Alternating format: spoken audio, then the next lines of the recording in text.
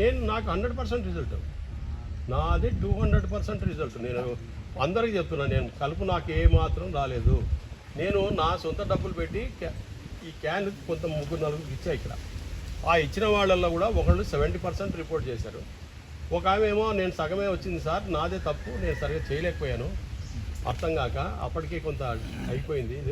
ఈ రమణారెడ్డి భార్య సుమలత, ఈ నవ తెలంగాణ పేపర్ జర్నలిస్ట్ ఒక ఆయన ఉన్నాడు శ్రీనివాస్ రెడ్డి, అతను నాకు 70% ఉంది సార్, మేము ఆ నీళ్ళని అటు ఇటు పోకుండా ఆపకపోవడం వల్ల మాకు డ్యామేజ్ అయింది, అదర్వైజ్ ఎవ్రీథింగ్ ఈజ్ ఓకే అండి.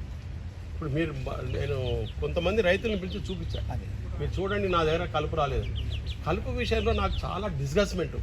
ఒకటి లేబర్ సార్, ఉదయం ఆటో ఇచ్చి పంపించి వాడు వచ్చి 10:30-11కి వచ్చి ఫోన్లు మాట్లాడి అన్నీ మాట్లాడి వాడు వర్క్ స్టార్ట్ చేస్తాడు. సాయంత్రం 4 అప్పటికల్లా దొర థమ్సప్ కోకోకోలను తెప్పి, ఇది ఎక్కడ కల్చరు? ఎవడన్నా ఒక జామకాయనో ఏదో ఒకటి అడుగుతాడు, థమ్సప్ కోకోకోలాతో వాడికి వచ్చే బలం ఏంటి అసలు నాకు అర్థం కదా. అంతేనా కదా? కానీ అదేంది అందరు తెప్పిస్తున్నారు, నువ్వు తెప్పియాల్సిందే అన్నారు. I got annoyed. అయినా ఏం చేయలేము, ఎందుకంటే గ్రామంలో ఉన్న వ్యవస్థ అది. మా మిత్రుడు ఇక్కడ ఒక 7 ఎకరాలు వరి వేస్తాడు. ఆ ట్రాక్టర్ డ్రైవర్కు మందుకు డబ్బు ఇవ్వాలి. నాకేం చెప్పాడంటే, నువ్వు తిట్టుకుంటే మళ్ళీ లాభం లేదు, వాడికి ఇచ్చే 800 కాకుండా ఒక 200 ఇస్తేనే వాడు మనిషి, లేకపోతే ఇవన్నీ చాలా బ్యాడ్ కల్చర్స్ ఉన్నాయి.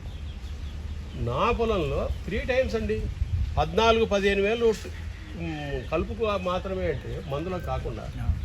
నేను చాలా డిసప్పాయింట్ అయ్యాను. అందుకనే ఏదో ఒకటి I have to do a experiment అని మీది వాడాను. నేను ఐఎమ్ వెరీ హ్యాపీ.